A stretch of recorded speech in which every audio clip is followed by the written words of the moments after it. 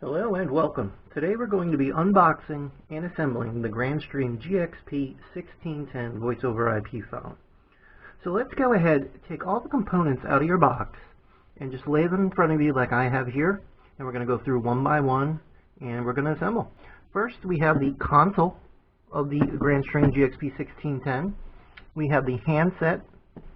You're going to have your stand, your handset cable, Ethernet cable, and your AC adapter. So, moving aside, I want to go over on the back of the Grandstream GXP1610, there are going to be 5 ports. From left to right, we have the PC port, the LAN port, your power port, your headset port, and your handset port. I'm going to go ahead and I'm also going to inlay an image, just a little bit better close-up of this, because we want to take note of the 2 ports on the right, the headset port and the handset port. They're eerily similar, and they're only separated by 2 letters. And we're going to put our handset cable, we're going to take the long end, we're going to insert that right into the handset port. On the 1610, it's going to be the far right port.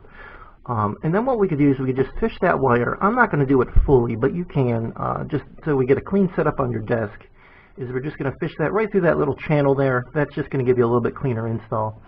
Next thing we're going to do is we're going to take our stand, and we're going to just set that into one of the slots. And we're simply just going to push up.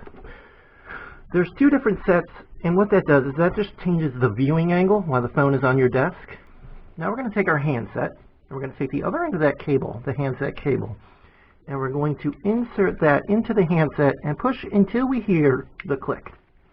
And we can set that aside.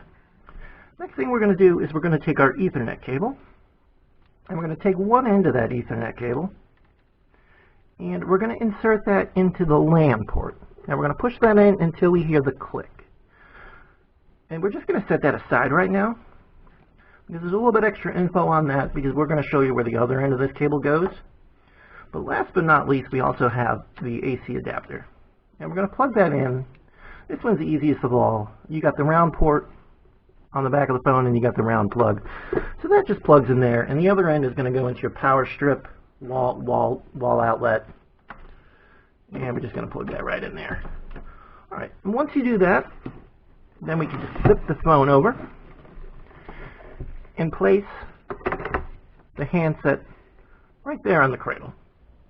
Okay, so we took one end of our Ethernet cable and we plugged it into the back of the LAN port on the back of the phone. Now we're going to show you where the other end of that cable is going to go. The other end of your Ethernet cable is going to go into your network switch. The example I have in front of me is a TP-Link 8-port switch. Yours may vary slightly depending on make and manufacturer, but what we're going to do is we're going to take the end of that Ethernet cable and we're just going to plug that into any one of the open ports on the network switch. We're just going to push that in there until we hear that click.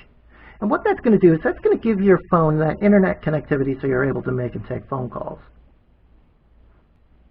Your phone during initial boot up will take about 10 minutes to start up fully. And that's due to the fact that in the background it has to download some configuration files and some user data specific to your phone system. So that's it, guys.